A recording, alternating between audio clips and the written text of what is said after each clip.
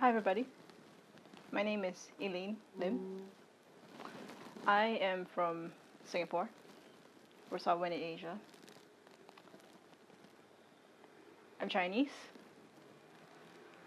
I am a beatboxer. I am a arts educator.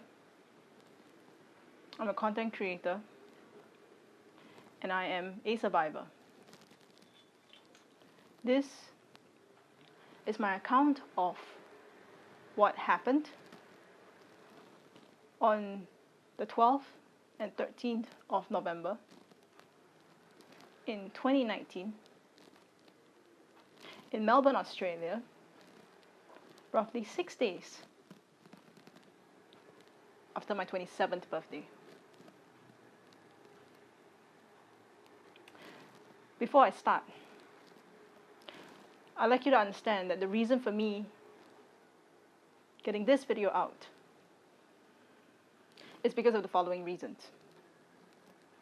1, I want the truth to be known, and I want whatever that was done to me to be known. By who and what was done. I also want to tell the other survivors out there who may be watching this video that it's okay to hold your pup accountable.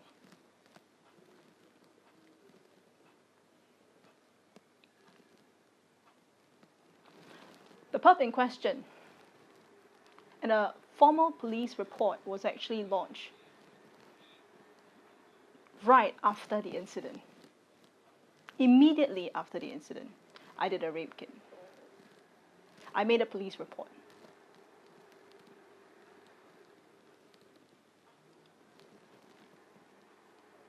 If it happened in Singapore, I'm sure he wouldn't have been able to walk away after he initially got called into the police station.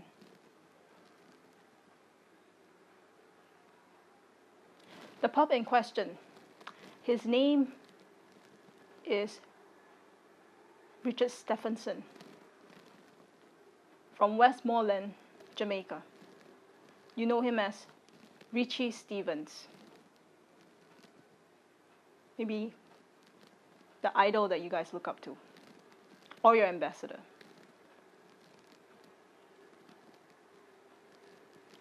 It's a shame that one of your ambassadors that was supposed to spread Jamaican culture during the tour that I was on has committed such a heinous act and have shown no regrets. I'm saying this story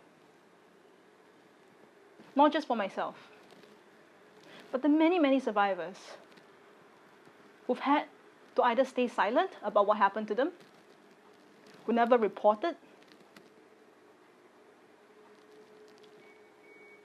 or who still lives with their pup, or walk around. This is a man that preaches religion. Seems like a decent man. A man that both me and the artist on tour that I was on tour with trusted.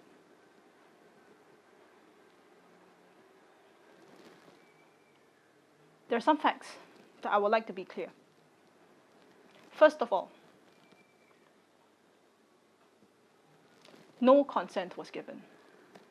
I am speaking English right now. So if you want to talk about there's a language barrier, I'm sure no is a universal word. No was verbally spoken and blatantly ignored.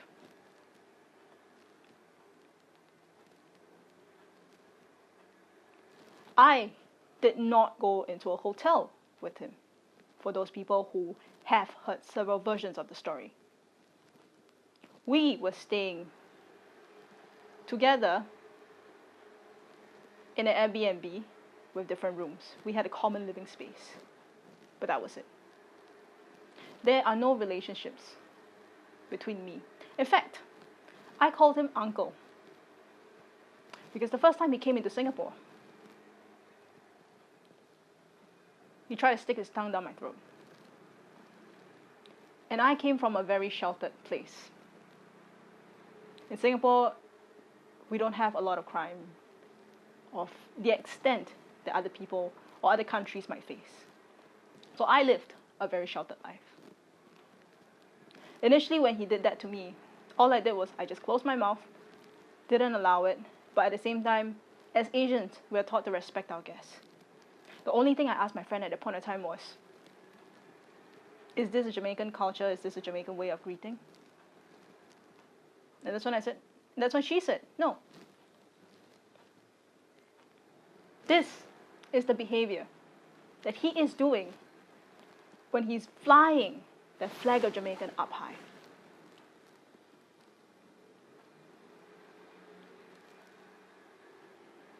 Claiming to represent your country, claiming to represent your culture, but this is actually what he's doing. I was on tour. It's called the Jamaican Flavor Tour, with my friend, who I was doing a behind the scenes for and managing several aspects of the tour.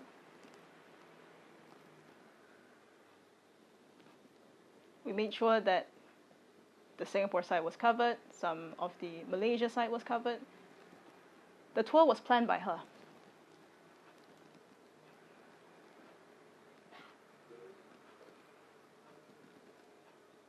So, whatever rumor there was that said that we were Chinese girls who only wanted money,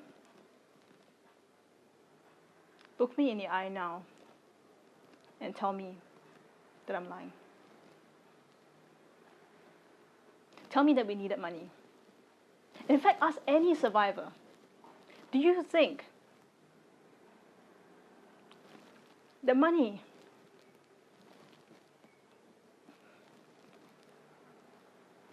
can ever repay what was taken and what was lost? As much as I hate to say the word,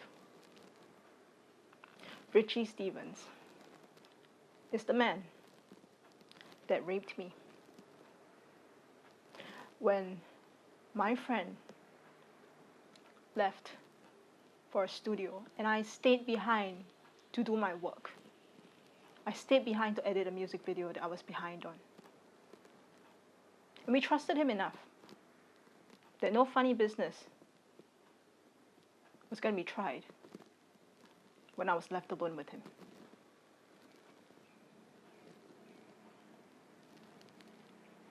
This is not the truth. He did take advantage of the fact that I was alone with him.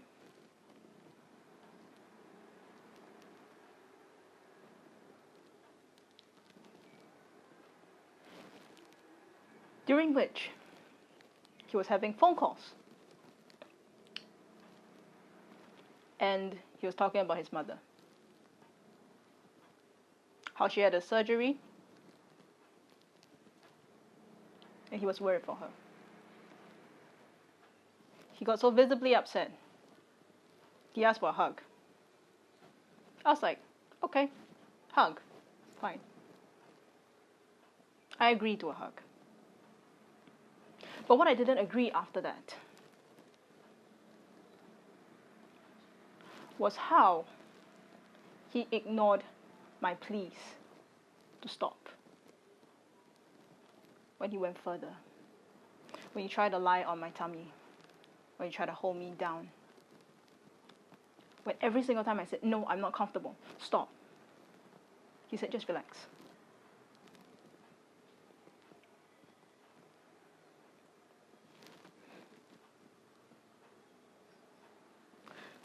This happened in 2019. Yet we're at 2021. And I still remember every single aspect of what had happened. Do you think for a survivor is so easy? It just stops there. How many times of therapy I had to go through? The relationships that I've lost. I was a shell of myself.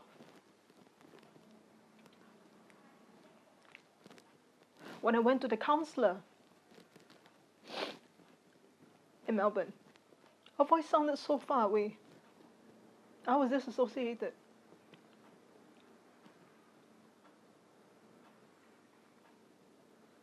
But yet I remember every single thing. Can you imagine how that feels like? He did it not once. First he started to stuck his finger, during which I panicked. And I said, I need to go to the toilet. I need to go. What the hell is this? No. He proceeded to try more. And then he penetrated me. And it happened for 3 times. During which there was nothing I could do. He's a way bigger guy than me. Deep in my heart, the only thing that I wish at a point of time, because I realized that I couldn't fight back, was just wishing that my friend would come back.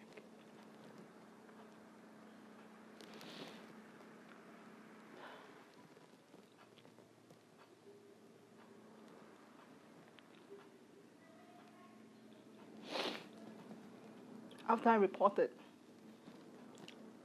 to the police, we left the apartment. I thought that this nightmare was just stopped there. It didn't. Because the next thing he went to the media of Jamaica and said that the allegations were not true. But let me remind you this. If you go onto my Facebook, the only thing that I said was that I was sexually assaulted. I didn't name him. My friend said that she was going to pull herself off the tour because of a sexual assault. She also didn't name him.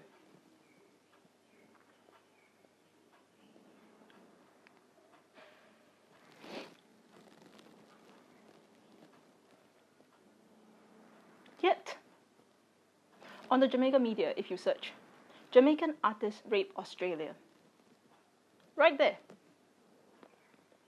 was zero consideration of the fact that he just did that to me with no remorse whatsoever.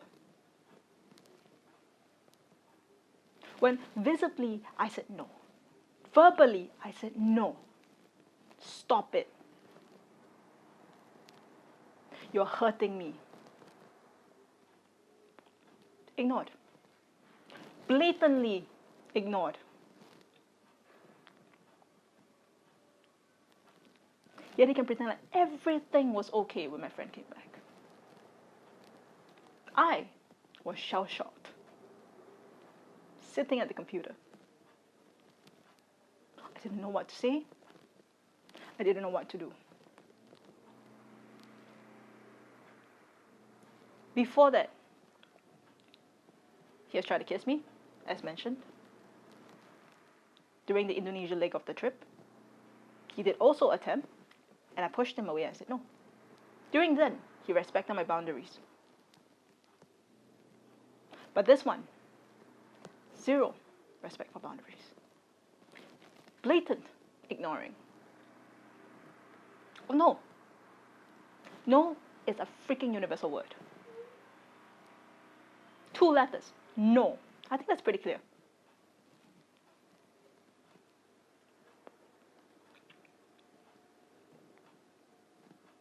So yeah.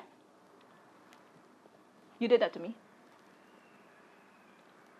It has changed entirely my life because I lost not just a part of myself, I lost myself. I didn't know who I was anymore. You don't feel like there's an identity of anymore. You're caught in that constant trauma. You're caught in that constant reminder. Yet, here you are, saving your skin on the media, saying that the allegations are not true. What allegations? We didn't call you. You called yourself out.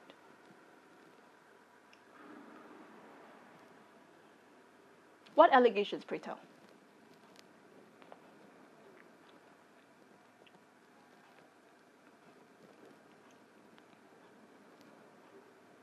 If you have heart, then you should be upfront, admit your mistake,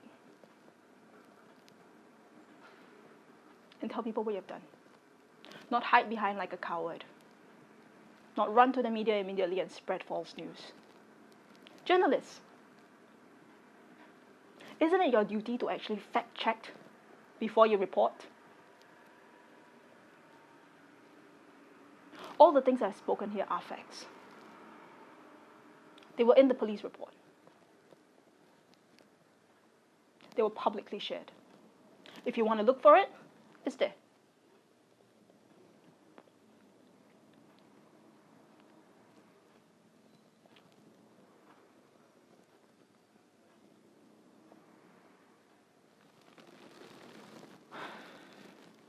There's always this saying that I keep hearing. Oh, he has a family, so he can't be a perp. And this is precisely why there's so many of such cases.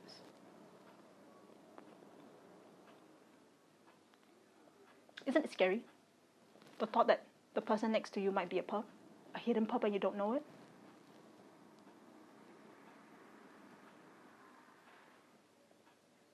I don't trust justice by criminal law, because in Australia, it is innocent until proven guilty. In Singapore, however, it is guilty until proven innocent. I don't know how it is in Jamaica. But I want to get this story out there. Get my story out there. How it has affected me.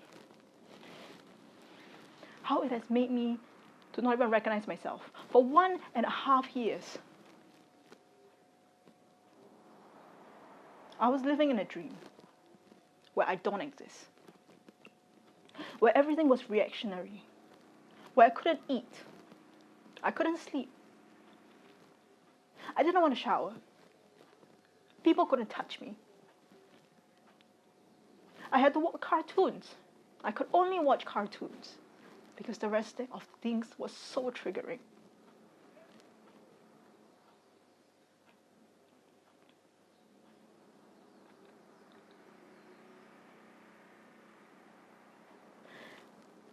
And let me tell you this, so many times, I've thought about killing myself because I didn't know how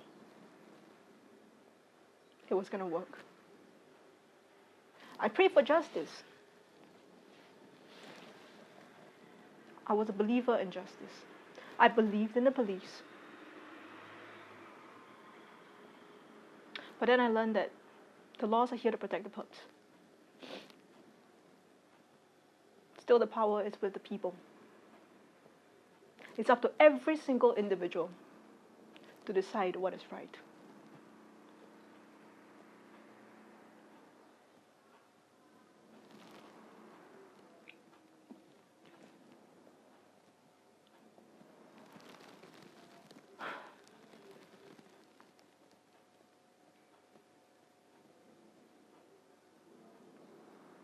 I don't know whether there are any other people who might be victims.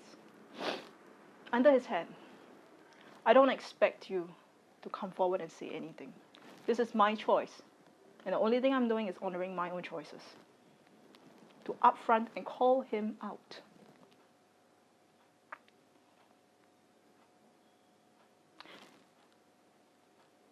If you want to hear snippets of what exactly happened, you can find it in verse 2 of Not All That Glitters Is Gold. That was penned and written by my friend. That is now an anthem for survivors.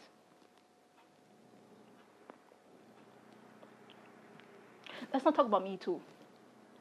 Let's just talk about this very horrible concept of how many people are pups in disguise, of how many cases I've heard. of how many red tape survivors have to jump through to seek justice and redress for their own case. Yet people are so quick to dismiss. Either say this person dressed slutty, or this person is a certain way, or promiscuous. Sorry.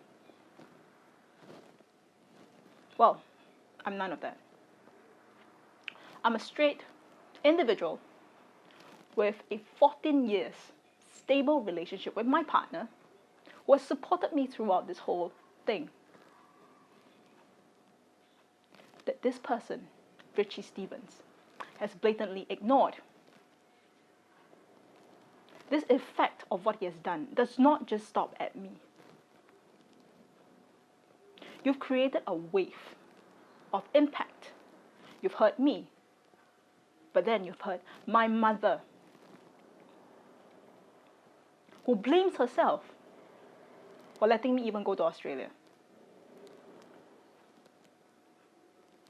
You've hurt my partner,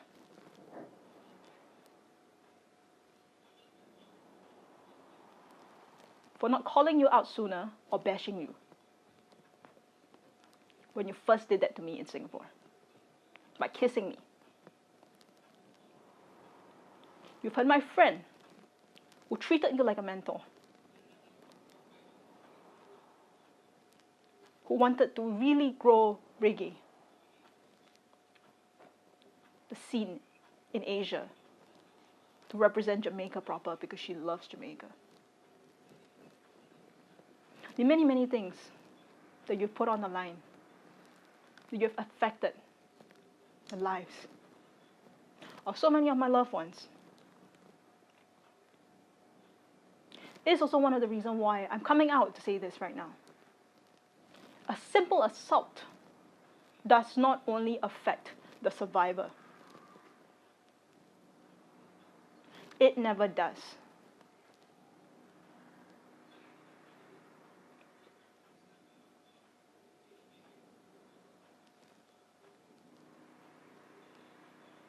I'm not asking you to hold signs or picket rails. I simply want the truth to be known. I simply want my side of the story to be heard.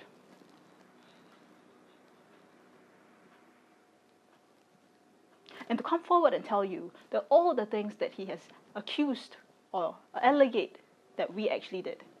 We're Chinese girls wanting money. We were this, we were that. Not true. My friend organized the tour. She herself is her own established artist. No need clout. No clout needed. I have a life. I'm not some roadie on the road.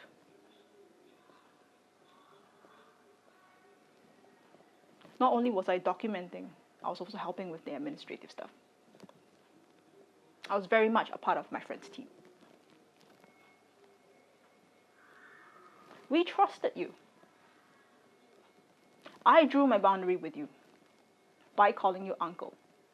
Because clearly, uncle means, yes, I acknowledge you're there, but you cannot touch me. I do not love you.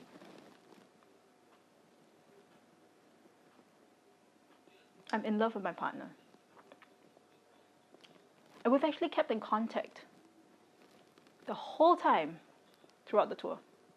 All the way until the incident happened, and that's when I disappeared and he knew something was up. You have a family. Yet, without a blink of an eye, you can still do that to me. You have a daughter. So who says just because you're a family man means you're a saint?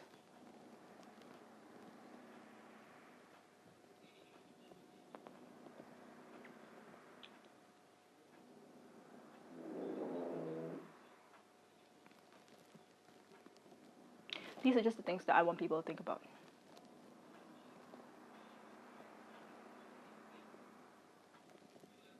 Again, these are all facts. Then you can look up. And I'm addressing just the other concerns that I've heard. the truth will be known. And in one way or another, you can't run from the truth. Thank you, everybody.